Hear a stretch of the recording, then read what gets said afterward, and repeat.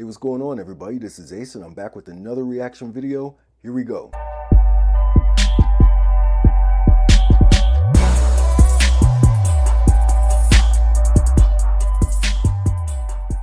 Alright, so today I am going to be reacting to Out of Touch by Daryl Hall and John Oates.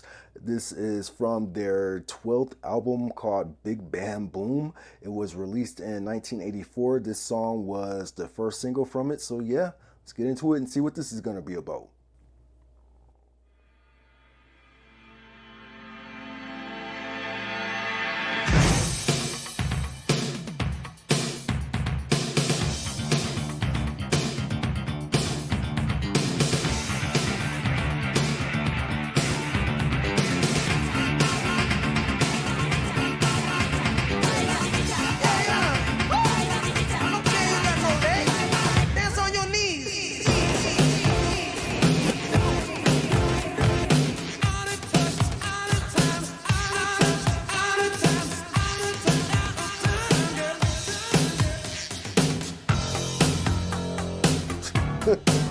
Wow, okay.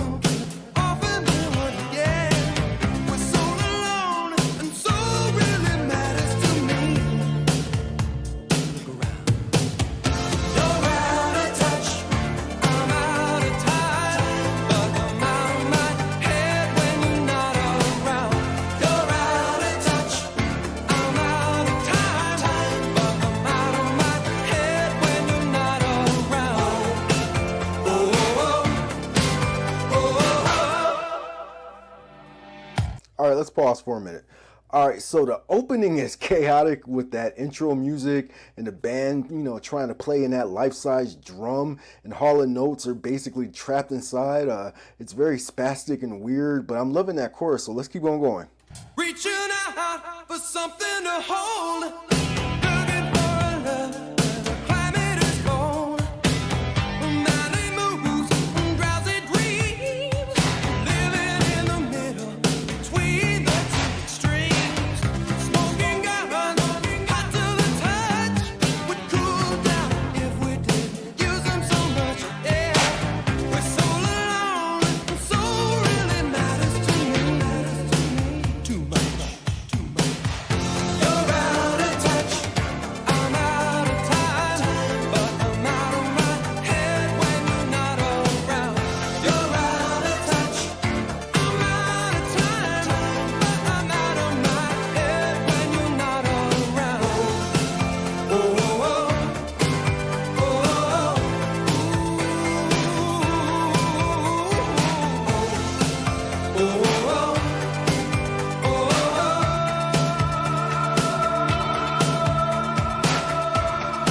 What is he wearing, man?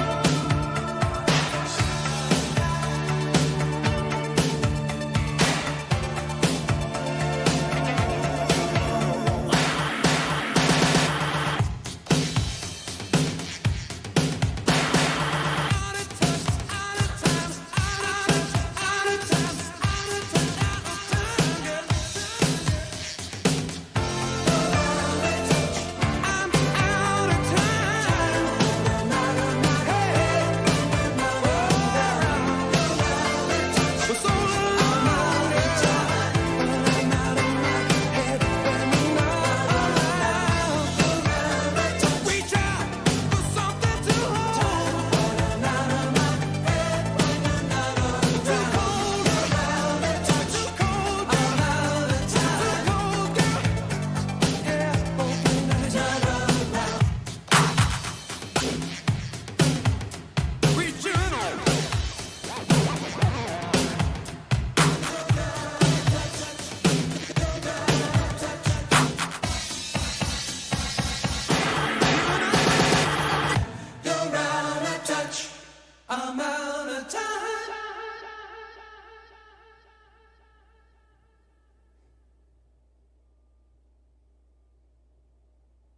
All right, out of touch. Let me get into what I think the song is about. So the song is about a couple who's drifted apart. Basically, they've lost the affection that once held them together. He's very aware of how fractured things are now and that they're just kind of going through the motions. So the song is an interesting mix of gloss and chaos. The instrumentation itself is fairly breezy, but then they went back and remixed it to sound more erratic. The synthesizers are somewhat overstated, but are tempered enough to not sound like full cliches of the time. Meanwhile, the miscellaneous keyboard dings are pleasant. So there are some nice touches, especially the alliterative textures that come through in the second verse. The choppy guitar that comes midway through the song I think is dope. The gently mocking melody still comes through that big pounding bass line. I like the mechanized tick-tock of that big drum beat. It gives the song this like, I want to say like a feverish tone despite the slightly mid-tempo. The lyrics are confrontational, perceptive, and wise. While he does tend to indulge in euphemisms and random phrases, he doesn't too much mince words.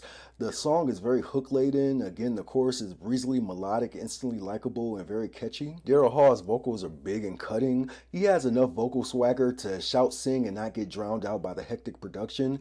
Furthermore, Hall's bold yet lyrical voice I think gives the song this like sort of a omnipresent melodiousness. The video. So the whole clip is comically overstated with a dreamlike hue. The huge drums, the oversized sticks and pedals, Hall and Oates thrashing around, trapped inside that giant bass drum while their oblivious bandmates continue to play alongside them was bizarre.